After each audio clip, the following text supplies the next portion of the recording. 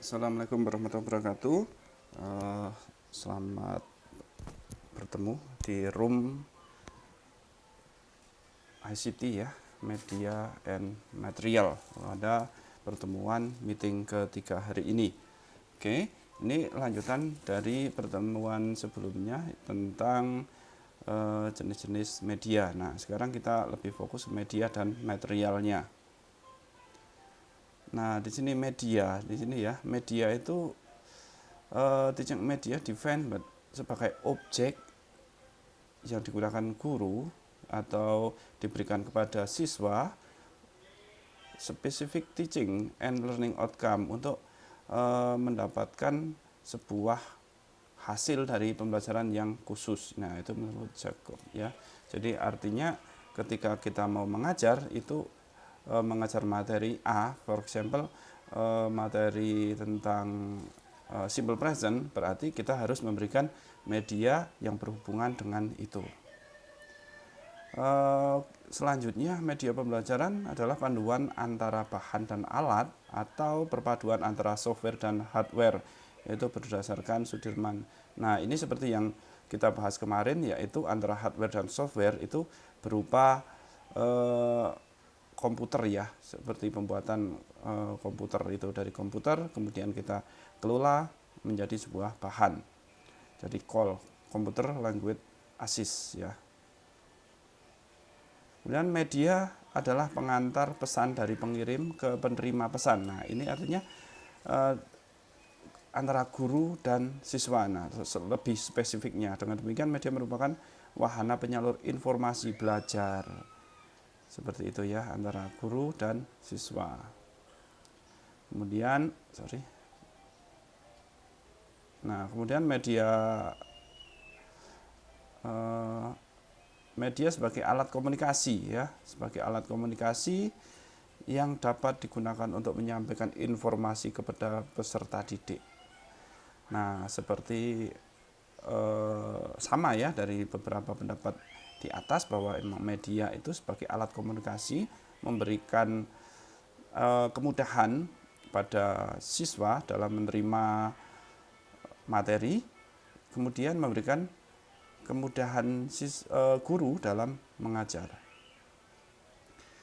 Fungsi dan manfaat media pembelajaran itu menurut Azhar ya, Azhar Arsyad itu mengemukakan bahwa pemakaian media pembelajaran dalam proses belajar mengajar dapat membangkitkan keinginan dan minat yang baru, membangkitkan motivasi, rasa keinginan kegiatan belajar, dan membawa pengaruh-pengaruh psikologi terhadap siswa. Nah, jadi menghilangkan rasa bosan, kemudian ketika anak itu ngantuk jadi nggak ngantuk gitu, dikemas secara menarik sehingga akan menimbulkan sebuah kerinduan bagi siswa untuk menantikan materi-materi berikutnya dari guru tersebut. Menurut Levy dan Lenz ya, mengemukakan 4 fungsi media pembelajaran, khususnya media visual, yaitu fungsi atensi media visual merupakan inti, yaitu menarik dan mengarahkan perhatian peserta didik untuk berkonsentrasi pada pelajaran dan berkaitan dengan makna yang ditampilkan atau menyertai teks materi pelajaran. Ya, seperti itu. Kemudian ya tadi ya, menarik perhatian, jadi lebih fokus lagi siswanya. Fungsi afektif media visual dapat terlihat dari kenikmatan peserta didik ketika belajar atau membaca teks yang bergambar. Jadi ada gambar, ada kasih teksnya, jadi mereka butuh semangat lagi.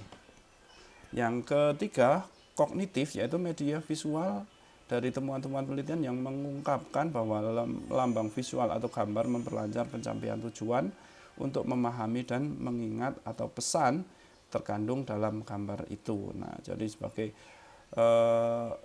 penyampaian informasi tadi ya, pesan itu ya, pesan dari gambar media itu.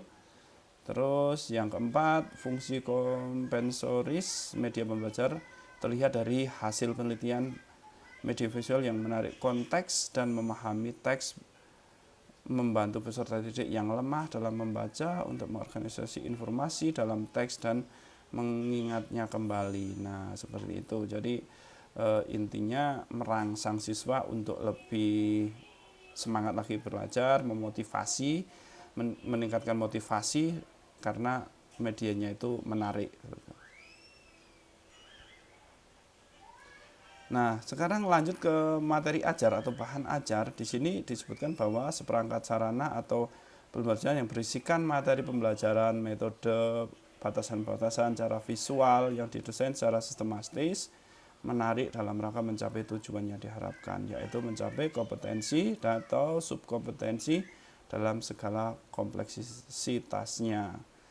Nah, itu ya dari bahan ajar itu seperti itu. Kita temukan ini bahannya ini, tujuannya untuk outcome-nya ke sini, kemudian disinkronisasikan dengan media sebagai perantara gitu.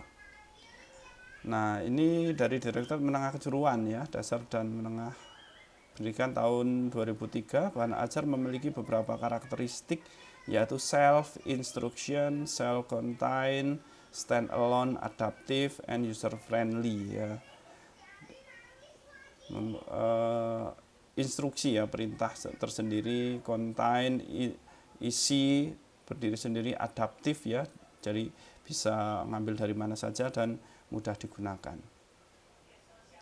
Nah, ini adalah contoh dari media ya. Ini adalah media tentang warna berupa video. Ini salah satu contoh yang saya berikan kepada anak saya, yaitu preschool ya, untuk belajar tentang warna. Dan saya nggak ngajarin, dia belajar dari YouTube yang saya berikan, kemudian saya tes ternyata bisa ya. Ini salah satu contohnya.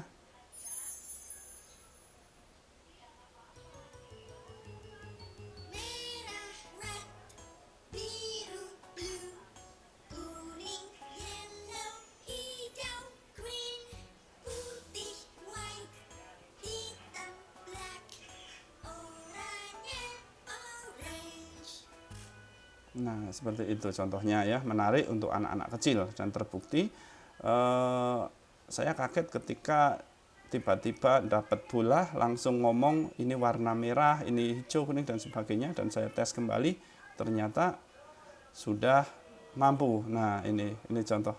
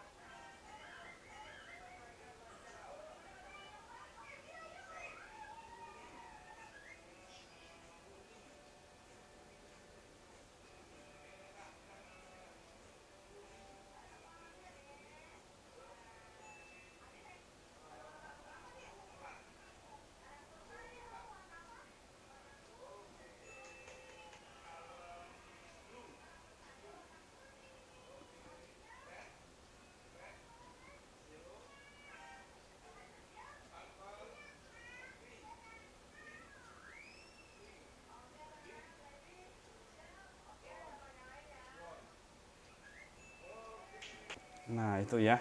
Ini salah satu contoh media untuk anak belajar warna ya, preschool. Nanti bisa dilihat lagi.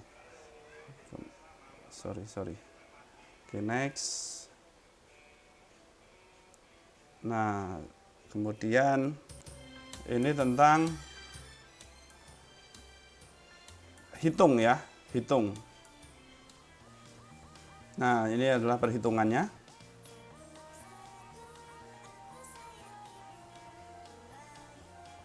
Nah, jadi mencari karakteristik untuk siswa itu seperti apa. Nah, ini adalah untuk anak preschool balita, jadi sesuai saya cari di YouTube, ternyata ini sesuai dan saya praktekkan, ternyata benar-benar bisa memahami.